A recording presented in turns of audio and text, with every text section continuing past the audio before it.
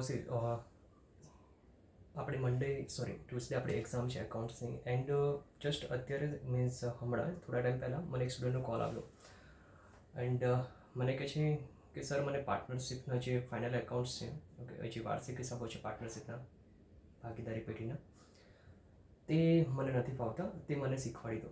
તો અત્યારે આપણે એ જ ડિસ્કસ કરી રહ્યા છે કે આપણી પાસે એક દિવસનો સમય છે, ઓકે, આજનો અને કાલનો, 2 દિવસનો સમય આપણે ચલો સમજીને ચાલીએ. તો 2 દિવસના સમયમાં આપણે કઈ રીતે જે ભાગીદારી પેઢીના વાર્ષિક હિસાબો છે તે કઈ રીતે કમ્પ્લીટ કરી શકીએ અને એમાંથી આપણે કઈ રીતે 11 માર્ક્સ મેળવી શકીએ તેના વિશે આપણે અત્યારે વાત કરવાના છીએ.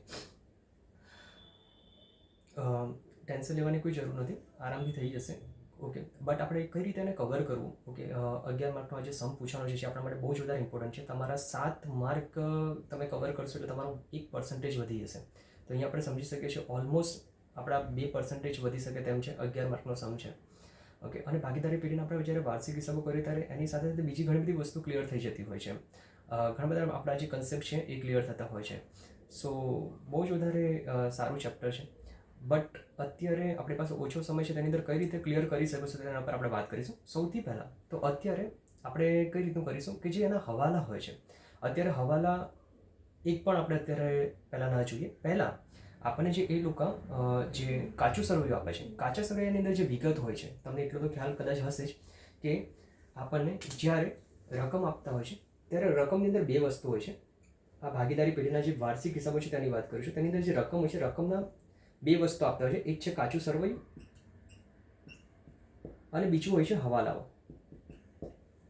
તો અત્યારે સૌથી પહેલાં કાચા સરવૈયાની અંદર જેટલી પણ વિગતો હોય છે, આ દરેક વિગતની માત્ર એક અસર જ આવતી હોય છે. એટલે ખાલી કાચા સરવૈયાની અંદર જે પણ વિગતો આપેલી હોય તે ખાલી પકડી અને તેને વ્યવસ્થિત એકાઉન્ટની અંદર મૂકવાની હોય છે. જેમ કે કોઈ પણ વિગત હોય તે એક શેમાં આવશે, વેપાર ખાતામાં આવશે, નફા નુકસાન ખાતામાં આવશે, નફા નુકસાન ફાળવણી ખાતામાં આવશે. જ્યાં આવતી હોય ત્યાં મૂકવાની હોય છે. આની અંદર બીજું કશું જ કરવાનું હોતું નથી. તો અત્યારે માત્ર આપણે સૌથી પહેલાં કાચા સરવૈયાની અંદર જે વિગતો હોય છે તે આપણે કઈ રીતે કઈ જગ્યાએ મૂકવાની છે તેના વિશે આપણે વાત કરીશું અને એના પછી આપણે હવાલા સોલ્વ કરીશું, ઓકે. આપણે ખાલી કાચા સરવૈયાની વિગતો આપણે જોઈ લઈશું ને તો અહીંયાથી જ આપણા અડધા માર્ક્સ કવર થઈ જશે. એટલે કે 5 થી 6 જેવા માર્ક તો અહીંયાથી જ આપણા કવર થઈ જશે. એટલે 50% સમ તો અહીંયાથી જ આપણો સોલ્વ થઈ ગયો. બાકીના જે હવાલા છે એ હવાલા પછી આપણે જોઈએ છે. હવાલા ઘણા બધા અલગ અલગ પ્રકારના હોય છે. બીજી એક વસ્તુ, અત્યારે માત્ર આપણે ખાલી ઉદાહરણના જ દાખલા કરવાના છે. સ્વાધ્યાયનો એક પણ દાખલો કરવાની જરૂર છે નહીં. ઉદાહરણમાં જેટલા થાય એટલા કરવાના છે, બાકી કશો વાંધો નથી.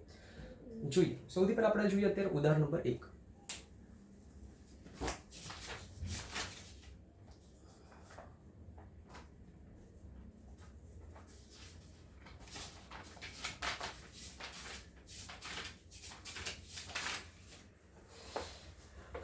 અત્યારે મને જેનો કોલ આવ્યો છે તેઓ ગુજરાતી મીડિયમના સ્ટુડન્ટ છે. એટલે હું જે અત્યારે દાખલો કરી રહીશ એ ગુજરાતીમાં સમજાવીશ, કારણ કે તો જે સ્ટુડન્ટને સમજણમાં આવશે. તો તેને ધ્યાનમાં રાખીને આખો આપણે વિડીયો અત્યારે બનાવી રહ્યા છે. જોઈએ,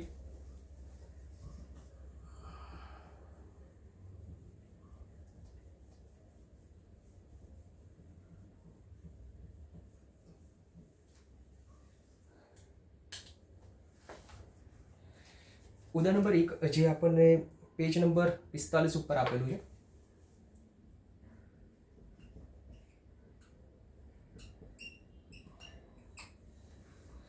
જેમાં લખેલું છે કે રામ અને શ્યામ 6:4 પ્રમાણમાં નફો નુકસાન વહેંચતા એક પેઢીના ભાગીદારો છે. તારીખ 31 માર્ચ 2017 રોજના નીચે આપેલા કાચા સરવૈયાના હવાલા પરથી પેઢીના વાર્ષિક હિસાબો તૈયાર કરો, ઓકે. જ્યારે પણ આપણને એમ કે ભાગીદારી પેઢીના વાર્ષિક હિસાબો તૈયાર કરો, ત્યારે તેની અંદર 5 વસ્તુ બનાવવાની હોય છે જે આપણને ખબર હોવી છે. એક છે વેપાર ખાતું, બીજું છે નફા નુકસાન ખાતું, ત્રીજું છે નફા નુકસાન ફાળવણી ખાતું, ચોથું છે ભાગીદારોના મૂડી ખાતા અને 5મું છે પાકું સરવૈયું. આ 5 વસ્તુ આપણે બનાવતા આવડવી જોઈએ, ઓકે. આ 5 વસ્તુનું આપણે પહેલાં ફોર્મેટ બનાવીશું. મૂડી ખાતાની અંદર જોઈ લેવાનું. મૂડી ખાતા આપણને ખબર છે 2 પદ્ધતિથી બનતા હોય છે. એક છે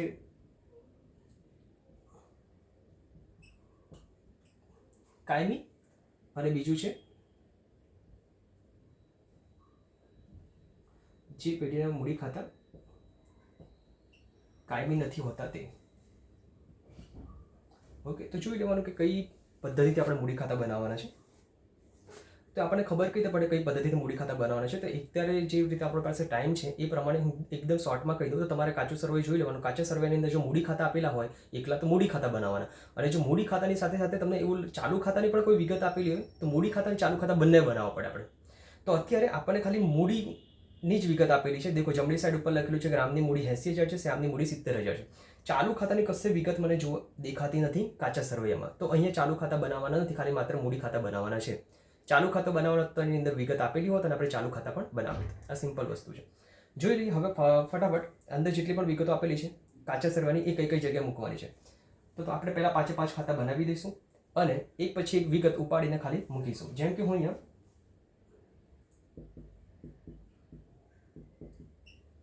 એઝ પર એક્ઝામ્પલ વેપાર ખાતું બનાવી દઉં છું તમને સમજવા માટે. મારી જોડે બોર્ડ નાનું છે, બધી વસ્તુ બનાવી શકું તેમ છું નહીં અત્યારે, બટ એકલું વેપાર ખાતું બનાવીને આપણે જોઈ લઈએ. સૌથી પહેલું આપેલું છે ઉપાડ. રામ અને શ્યામ બંનેનો ઉપાડ આપેલો છે. તો આ ઉપાડ કઈ જગ્યાએ બતાવવામાં આવે? મૂડી ખાતાની ઉધાર બાજુ બતાવવામાં આવે.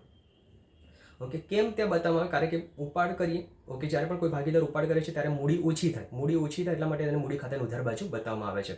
દેખો અત્યારે હવે કેવું છે કે આપણી પાસે ટાઈમ લિમિટેડ છે, તો આપણે બહુ વધારે ડિટેલમાં નહીં જઈએ. ઓકે, ઉપરથી આપણે જોઈશું કે કઈ રીતે આપણે આ જે 11 માર્કનો દાખલો છે એ આપણે જે મંગળવારે આપણી એક્ઝામ છે તેની અંદર આપણે ગણી શકીએ અને વધારે માર્ક્સ આપણે લઈ શકીએ. અધરવાઇઝ દરેક વસ્તુ આપણે ડિટેલમાં સમજીએ કે ભાઈ આ ઉપાડ છે એની વિગત મૂડી ખાતાની ઉધાર બાજુ જ કેમ લખવામાં આવે છે, દરેક વસ્તુ આપણે જોઈએ. બટ અત્યારે બને એટલું હું સમજાવવાનો ટ્રાય કરીશ, બાકી આપણે સમજી લઈશું કે આ વિગત અહીંયા આવવાની છે. એના પછી આપણને આપેલા છે દેવાદારો 45,000 રૂપિયા આપેલા છે. ઓકે, એ પાકા સરવૈયામાં આવશે. ઓકે, એના પછી આપેલું છે સ્ટોક 25,000 રૂપિયા. તારી બાજુમાં તારીખ લખેલી છે તારીખ 1/4/2016, એટલે કે આ શું છે? શરૂઆતનો સ્ટોક છે. શરૂઆતનો સ્ટોક હંમેશા વેપાર ખાતાની ઉધાર બાજુ આવે. આ ઉધાર બાજુ, આ છે આપણી જમા બાજુ. તો અહીંયા લખી દઈશું શરૂનો સ્ટોક. કેટલા રૂપિયા આપેલો છે? 25,000 રૂપિયા. એના પછી આપેલું છે વેચાણ માલ પરત 25,000 રૂપિયા. તે કઈ જગ્યાએ આવે? તો વેપાર ખાતાની જમા બાજુ વેચાણ હોય એમાંથી જેટલું પણ વેચાણ પરત હોય એ બાદ થાય, અને એના પછી જે ફાઇનલ અમાઉન્ટ હોય એ બહાર મૂકવામાં આવતી હોય છે. તો અત્યારે આપણે વેચાણ પરત જોયું, કેટલું આપેલું છે? 1,000 રૂપિયા. તો તે અહીંયા 1,000 રૂપિયા આપણે માઇનસ કરી દઈશું. એના પછી આપેલું છે રોકડ સિલક 10,000 રૂપિયા, જે પાકા સરવૈયામાં આવશે મિલકત લેણા બાજુ, કારણ કે રોકડ સિલક છે, ઓકે, તે આપણી ચાલુ મિલકત છે એટલા માટે. એના પછી આપણને આપેલી છે ખરીદી 10,000 રૂપિયા. ખરીદી આપણે અહીંયા વેપાર ખાતાની ઉધાર બાજુ બતાવવાની હોય છે, તો અહીંયા લખીશું ખરીદી. ખરીદીમાં પણ સેમ વસ્તુ છે. ખરીદી અંદરની સાઈડ બતાવવાની, એમાંથી જો કોઈ ખરીદ પરત હોય તે બાદ કરવાનું, અને પછી જે ફાઇનલ અમાઉન્ટ આવે એ બહાર મૂકવાની હોય છે. અત્યારે આપણે જોઈ રહ્યા છીએ કે કાચા સરવૈયાની અંદર જેટલી પણ વિગતો છે ખાલી પકડી અને તેને યોગ્ય ખાતામાં મૂકવાની છે, બીજું કશું જ કરવાનું છે નહીં. આપેલ વટાવ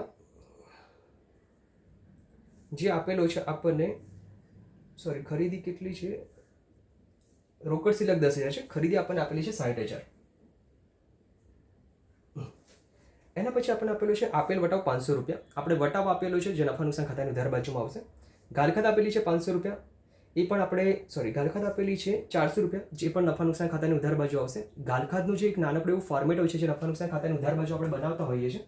તમે જે નફા નુકસાન ખાતું બનાવશો ત્યાં ઉધાર બાજુ ગાલખાત માટેનું એક નાનકડું એવું ફોર્મેટ બનાવવાનું છે, જે તમને અહીંયા લખીને બતાવી દઉં છું. તમને યાદ જ હશે. આવી રીતે ગાલખાત કાચા સરવૈયાની પ્લસ ગાલખાત હવાલાની પ્લસ ગાલખાત અનામત હવાલાની, આ ત્રણેયનો સરવાળો માઇનસ ગાલખાત અનામત કાચા સરવૈયાની, આવું એક ફોર્મેટ આપણે બનાવતા હોય છે. અને પછી જે ફાઇનલ અમાઉન્ટ અહીંયા આવે તે અમાઉન્ટ આપણે બહાર મૂકવાની છે નફા નુકસાન ખાતાની ઉધાર બાજુ. તો અત્યારે આપણે શું જોયું? ગાલખાત. આ કઈ ગાલખાત છે? કાચા સરવૈયાની અંદરની છે, એટલા માટે આ ગાલખાત કાચા સરવૈયાની કહેવાય, જે આપણે અહીંયા બતાવી દઈશું. કેટલા રૂપિયા છે? 400 રૂપિયા. તો 400 રૂપિયા. એના પછી આપણને આપેલું છે યંત્રો આપેલા છે 18,250. યંત્રો આપણી મિલકત છે, કાયમી મિલકત, એટલે એ આવશે મિલકત લેણા બાજુ પાકા સરવૈયામાં. યંત્રો પર ઘસારો છે 1,750. અહીંયા જે ઘસારો આપેલો છે એ યંત્રોની અંદર પ્લસ કરી દઈશું. 1750. કેમ આવું કરવાનું છે? ઘસારો કેમ પ્લસ કરવાનું છે? કારણ કે અહીંયા જે ઘસારો આપણને આપેલો છે ખોટો આપેલો છે. એટલા માટે યંત્ર પર જે ઘસારો છે 1750 રૂપિયા, તે આપણે જે યંત્ર બતાવીશું પાકા સરેમાં તેમાં પ્લસ કરી દઈશું. ફર્નિચર 8000 રૂપિયા છે, એ પણ આપણી મિલકત છે. પાકા સરામાં મિલકત લેણા બાજુ. પરચુરણ ખર્ચ 1500 રૂપિયા, આપણા ખર્ચા છે. નફા નુકસાન ખાતાની ઉધાર બાજુ બતાવીશું. ભાડાપટ્ટાનું મકાન 7000 મિલકત છે એટલે મિલકત લેણા બાજુ. પાઘડી 40000 રૂપિયા, આ પણ આપણી અદ્રશ્ય મિલકત છે એટલે મિલકત લેણા બાજુ. વેપાર ખર્ચ 40000 રૂપિયા, આપણો વેપાર ખર્ચ છે, ધંધાનો ખર્ચ છે, નફા નુકસાન ખાતાની ઉધાર બાજુ. ધ્યાનમાં અહીંયા એ રાખવાનું છે, વેપાર ખર્ચ ઇમ્પોર્ટન્ટ ટીક માર્ક કરી નાખજો, કારણ કે વેપાર ખર્ચને ઘણા બધા લોકો વેપાર ખાતાનો ખર્ચ સમજી અને વેપાર ખાતાની ઉધાર બાજુ બતાવી દે છે. એવું નથી. ઓકે, આ વેપાર ખર્ચ એટલે કે આ ધંધાનો ખર્ચ છે. ધંધાના જેટલા પણ ખર્ચ હોય નફા નુકસાન ખાતાની ઉધાર બાજુ બતાવવાના છે. દેખો, અત્યારે વાત નીકળી છે એટલે ફટાફટ તમને એક વસ્તુ સમજાવી દઉં. વેપાર ખાતાની ઉધાર બાજુ પણ ખર્ચા આવતા હોય છે, નફા નુકસાન ખાતાની ઉધાર બાજુ પણ ખર્ચા આવતા હોય છે. તો કયા ખર્ચા વેપાર ખાતાની ઉધાર બાજુ આવે અને કયા ખર્ચા નફા નુકસાન ખાતાની ઉધાર બાજુ આવે એ સમજાવી દઉં.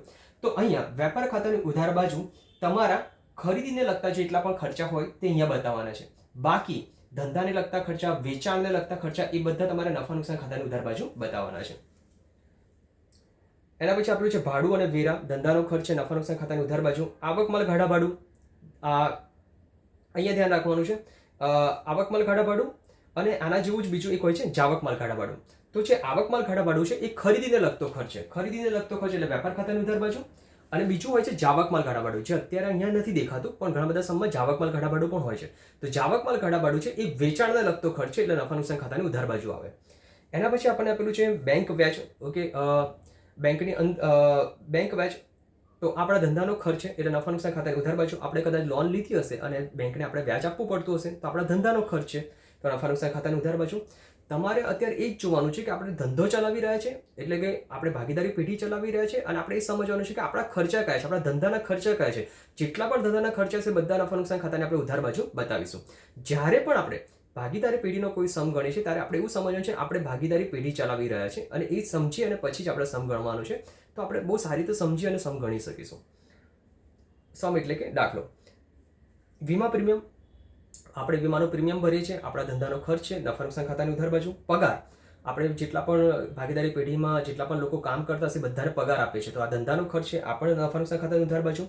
મજૂરી વેપાર ખાતાની ઉધાર બાજુમાં આવશે. ઓકે, મજૂરી છે એ આપણે એને ખરીદીનો ખર્ચ સમજતા હોઈએ છીએ તો મજૂરી છે તે વેપાર ખાતાની ઉધાર બાજુ. અગાઉથી ચૂકવેલ વીમો, કોઈ પણ ખર્ચ તમે અગાઉથી ચૂકવી દો છો, પહેલેથી ચૂકવી દો છો. ઓકે, તો એ આપણી ચાલુ મિલકતમાં આવી જતું હોય છે એટલા માટે મિલકત લેણા બાજુ બતાવીશું. એના પછી હવે ઉધાર બાકીઓ જેટલી છે બધી જ પતી ગઈ છે. જમા બાકી ઉપર આવીએ. અત્યારે આપણે ઉદાહરણ અત્યારે આપણે જોઈ રહ્યા છે, બરાબર છે. જમા બાકીની અંદર સૌથી પહેલાં આપેલું છે મૂડી. તો મૂડી ખાતામાં બતાવી દેવાની જમણી બાજુ, એટલે કે જમા બાજુ. એના પછી આપણને આપેલા છે લેણદારો જે આપણે બતાવી દઈશું મૂડી દેવા બાજુ. ખરીદ માલ પરત આપેલું છે 35000, તો ખરીદ માલ પરત આપણે અહીંયા બતાવી દઈશું 35000 રૂપિયા. તો 60000માંથી 35000 જશે તો 25000 બચશે, જ્યાં બહાર બતાવી દઈશું.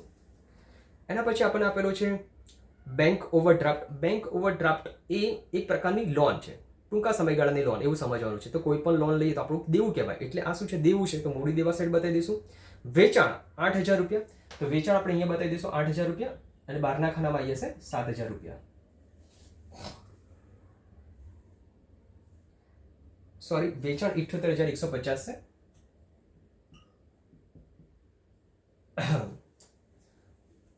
મેં બુક હાથમાં રાખી છે એટલે થોડું મને દેખવામાં પ્રોબ્લેમ થાય છે એટલે અમાઉન્ટ ઉપર નીચે થઈ જાય છે.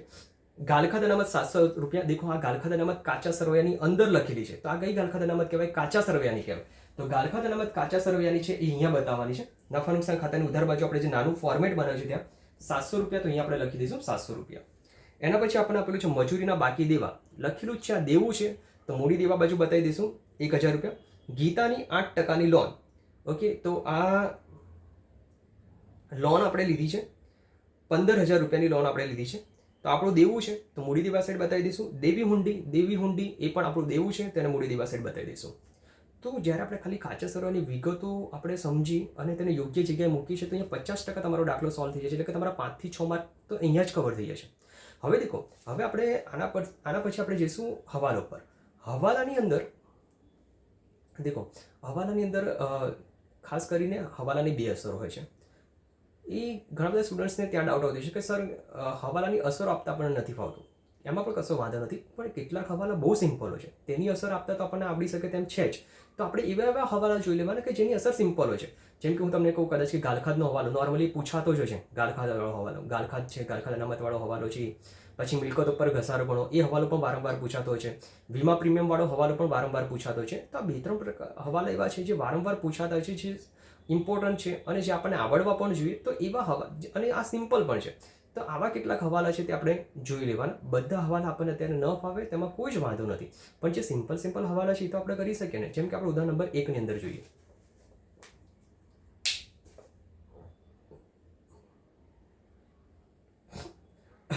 બીજી એક વસ્તુ કે મેં દાખલો ચાલુ કર્યાની પહેલાં મારાથી એક વસ્તુ કહેવાની તમને રહી ગઈ છે, કારણ કે ડાયરેક્ટ આપણે કાચા સરવાળા ઉપર આવી ગયા. પરંતુ જ્યારે પણ ભાગીદારી પેઢીના વાર્ષિક હિસાબનો દાખલો આપણે જ્યારે ચાલુ કરતા હોય છે, તો આમાં સૌથી પહેલાં કેવું કરવાનું છે કે જેટલા પણ હવાલા હોય એ હવાલા વાંચી લેવાના, અને એ હવાલા કાચા સરળની જે વિગત સાથે સંકળાયેલા હોય ત્યાં કાચા સરળમાં ટીક માર્ક કરી દેવાનો છે. સમજાવું છું કઈ રીતે. જેમ કે પહેલો હવાલો છે, આખા સ્ટોક ₹45,000 છે, જેની બજાર કિંમત 10%થી વધુ છે. આ હવાલો આખા સ્ટોક સાથે સંકળાયેલો છે. તો કાચા સરળમાં જોઈ લેવાનું, કશે પણ આખા સ્ટોક આપેલો છે, આખા સ્ટોક આપેલો હોય તો ટીક માર્ક કરવાનું. આખા સ્ટોક આપેલો ન હોય તો કશે ટીક માર્ક નહીં કરવાનું, જે હવાલા છે ત્યાં ટીક માર્ક કરવાનું. એટલે કે હવાલો નીચેથી સોલ્વ થશે, હવાલાની વિગત આપેલી છે ત્યાંથી સોલ્વ થશે. બીજું આપેલું છે, ભાગીદારોને મૂડી પર વાર્ષિક 5% વ્યાજ આપવાનું છે તથા ઉપાડ પર 10% લેખે વ્યાજ વસૂલ કરવાનું છે. તો આ હવાલો મૂડી સાથે અને ઉપાડ સાથે સંકળાયેલો છે. તો મૂડીમાં પણ આપણે ટીક માર્ક કરીશું અને ઉપાડમાં પણ આપણે ટીક માર્ક કરીશું. ઓકે, અને ત્યાં બીજો નંબર લખીશું. એટલે કે જ્યારે પણ આપણે કાચા સરળાની વિગત સોલ્વ કરી અને જ્યારે પણ આપણે મૂડી પર આવીએ અને ઉપાડ પર આવીએ ત્યારે આ હવાલો તરત જ સોલ્વ કરી નાખવાનો. એ રીતે. સારું, તો અત્યારે હવાલો આપણે જોઈએ. તો સૌથી પહેલું આપેલું છે, આખો સ્ટોક ₹45,000 છે, જેની બજાર કિંમત 10% વધુ છે. આખા સ્ટોકનો હવાલો પણ ઘણી બધી વખત પૂછાતો હોય છે. તો આખા સ્ટોક માટે ખાલી એક સિમ્પલ વસ્તુ તમારે યાદ રાખવાની છે.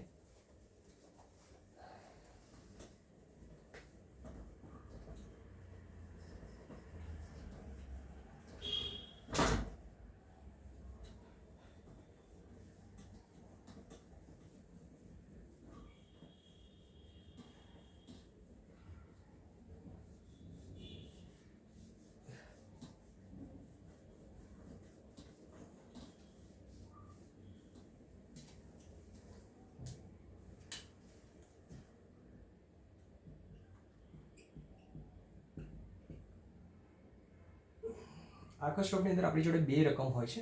એક છે બજાર કિંમત અને બીજી હોય છે ચોપડા કિંમત. લખેલું છે એના પરથી ખબર પડી જાય. કોઈ પણ આખો સ્ટોક હોય, ઓકે, જેમ કે કદાચ આપણે મારા હાથમાં જે માર્કર દેખાય છે તેનો આપણે ધંધો કરી રહ્યા છે, તો વર્ષના અંતે એક માર્કર વધી છે. તો એક માર્કરની છે ને 2 કિંમત ચેક કરવામાં કે ચોપડાની અંદર કેટલી કિંમત લખેલી છે. જેમ કે ચોપડાની અંદર ₹10 લખી છે. બજાર કિંમત આપણે જોઈએ છે તો બજાર કિંમત અત્યારે આની છે ₹30. તો આપણે કઈ કિંમત ગણવાની આ માર્કરની? ₹10 ગણવાની કે બજાર કિંમત ગણવાની? તો આખો સ્ટોક જે પણ તમારો વધ્યો હોય ધંધાની અંદર વર્ષના અંતે, તેની અંદર બંનેમાંથી જે ઓછી કિંમત હોય તે આપણે ગણવાની. એટલે કે મારી પાસે જે માર્કર વધી છે તેની કિંમત હું કેટલી ગણીશ? ₹10 ગણીશ. ઓકે, એ રીતે. તો આખો સ્ટોકની અંદર હંમેશા યાદ રાખવાનું, આખો સ્ટોક કઈ કિંમતે દર્શાવવામાં આવે છે. આ જે સવાલ છે એ MCQ ની અંદર પણ પૂછાઈ શકે છે, એક માર્કમાં પણ પૂછાઈ શકે તેમ છે, અને બીજી બધી જગ્યાએ તો આપણને કામમાં આવશે જ. તો આખો સ્ટોક હંમેશા ચોપડા કિંમત અથવા બજાર કિંમત, એમાંથી જે ઓછી કિંમત હોય તેના દ્વારા આખો સ્ટોક આપણે ગણતા હોઈએ છીએ. તો અહીંયા લખેલું છે, આખો સ્ટોક ₹45,000 છે, જેની બજાર કિંમત 10% વધુ છે. એટલે કે આખો સ્ટોક, હવે આપણે એકચ્યુઅલ કિંમત ઉપર આવી જઈએ, ₹45,000 છે, જેની બજાર કિંમત 10% વધુ છે. એટલે કે બજાર કિંમત છે એ 10% વધુ, એટલે +10% કરીશું. 45,000 ના 10% કરીએ તો 4500 થાય. એટલે કે બજાર કિંમત 49,500 છે. તો જે પણ આખો સ્ટોક છે તેની ચોપડા કિંમત 45,000 છે, જ્યારે બજાર કિંમત 49,500 છે. તો હવે મને તમે જ કહો કે આપણે આખો સ્ટોક કઈ કિંમતથી બતાવવો જોઈએ? તો ઓફકોર્સ કઈ કિંમતથી બતાવવો છે? ₹45,000થી આપણે બતાવવો છે. આ આખો સ્ટોક છે, તેની 2 અસર આવે. હંમેશા યાદ રાખવાનું, જેટલા પણ હવાલા આવે, હવાલાની 2 અથવા તેના કરતાં વધારે અસર આવે. ઓકે, આવું કેમ હોય 2 અથવા વધારે અસર આવે? તો કારણ કે જેટલા પણ હવાલા હોય તેની આમનોંધ લખાય, અને આમનોંધની અંદર તમને ખબર છે, એક ખાતું ઉધાર થાય, બીજું ખાતું જમા થાય. એટલા જેટલા પણ ખાતા ઉધાર થાય અને જેટલા પણ ખાતા જમા થાય, દરેકની અસર આવે. એટલા માટે જે હવાલા હોય છે તેની 2 અથવા 2 કરતાં વધારે અસર હોય છે. તો આખો સ્ટોકની 2 અસર ક્યાં ક્યાં આપવામાં આવે? તો વેપાર ખાતાની જમા બાજુ આપવામાં આવે છે, અને બીજું આખો સ્ટોક એ ધંધાની મિલકત કહેવાય, ચાલુ મિલકત કહેવાય. એટલે મિલકત લેણા સાઈડ બીજી અસર આપવામાં આવે છે. તેના પછી આપણે જોઈએ તો ભાગીદારોની મૂડી પર વાર્ષિક 5% વ્યાજ આપવાનું છે. તો વ્યાજ જે આપવાનું છે, તો આની પણ 2 અસર આવશે મૂડી પર વ્યાજની. જે પણ વ્યાજ થતું તમારે ગણી નાખવાનું. અને એની બે અસર આપણે આપી દઈશું. એક તો મૂડી ખાતાની જમા બાજુ આપીશું અને બીજી અસર ક્યાં આવશે? નફા નુકસાન ફાળવણી ખાતાની ઉધાર બાજુ આવશે. ઓકે, કારણ કે ધંધા માટે તો શું છે, આ એક ખર્ચ જ છે. ઓકે, એટલા માટે નફા નુકસાન ફાળવણી ખાતાની ઉધાર બાજુ. બીજી વસ્તુ અહીંયા મારે તમને બીજી પણ એક વસ્તુ સમજાવવી છે.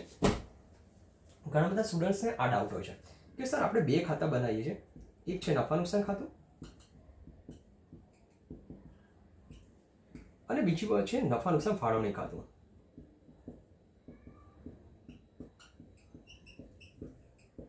તો કે સર મને આમાં એ નથી ખબર પડતી. આ રીતે તમારી ઉધાર બાજુ જમા, ઉધાર જમા, કે નફા નુકસાન ખાતાની ઉધાર બાજુ કઈ કઈ વસ્તુ આવી શકે, નફા નુકસાન ફાળવણી ખાતાની ઉધાર બાજુ કઈ વસ્તુ આવી શકે. બંનેના નામ તો સેમ જેવા લાગતા હોય છે સ્ટુડન્ટ્સને. તો આની અંદર પણ બહુ સિમ્પલ એક વસ્તુ છે. તમારે એટલું યાદ રાખવાનું છે કે જ્યારે પણ કોઈ પણ આપણે ખર્ચો કરતા હોઈએ ત્યારે જો એ ખર્ચો ભાગીદાર માટેનો હોય, ભાગીદાર માટે આપણે કરતા હોઈએ તો તમારે સમજી લેવાનું છે કે એના ક્યાં આવશે? નફા નુકસાન ફાળવણી ખાતાની ઉધાર બાજુ આવશે. જેમ કે ભાગીદારોની મૂડી પર આપણે વ્યાજ આપી રહ્યા છે. ઓકે, તો આપણે વ્યાજ આપી રહ્યા છે, ભાગીદારોને આપી રહ્યા છે, ભાગીદારોને મૂડી પર આપી રહ્યા છે. તો આ જે ખર્ચો છે ભાગીદારોને લગતો ખર્ચો થઈ ગયો, તે નફા નુકસાન ફાળવણી ખાતાની ઉધાર બાજુ બતાવી દેવાનો છે. તે નફા નુકસાન ખાતાની ઉધાર બાજુ નહીં આવે. ખર્ચો તો છે જ, પણ આ ખર્ચો કેવો છે? મૂડી પર વ્યાજ, ભાગીદારોને એમની જેટલી પણ મૂડી છે એના પર વ્યાજ આપવાનું છે. તો આ જે ખર્ચો છે એ ખર્ચો તો છે જ, બટ ભાગીદારને લગતો ખર્ચો છે એટલે નફા નુકસાન ફાળવણી ખાતાની આપણે ઉધાર બાજુ આપીશું. ઓકે, અને તેની અસર આપીશું. આ રીતે આપણે જોઈશું. તો અત્યારે પહેલાં એક આ રીતે આપણે આગળ વધીએ. ત્યાર પછી જો મને ટાઈમ મળે તો આપણે બીજો એક વિડીયો શૂટ કરી અને તેની અંદર વધારે આપણે ડિટેલમાં સમજીએ કે આ જે ભાગીદારી પેઢીના જે સમ છે એ હવાલા સાથે કઈ રીતે આપતા. જો અત્યારે મેં ખાલી દેખો, અત્યારે આખો ભાગીદારી પેઢીના વાર્ષિક હિસાબનો દાખલો ગણવાનો એ રીતનો મેં વિડીયો નથી બનાવ્યો. અત્યારે સૌથી પહેલાં વિડીયો મેં એ રીતે બનાવ્યો છે કે તમારે ખાલી એટલું સમજવાનું છે, કાચા સરાની જેટલી પણ વિગતો આપી છે એ તમારે અલગ અલગ જગ્યાએ તમારે જ્યાં આવે ત્યાં મૂકવાની છે. પહેલાં આટલું કરો, ત્યાર પછી આપણે હવાલો પર આવીએ છીએ.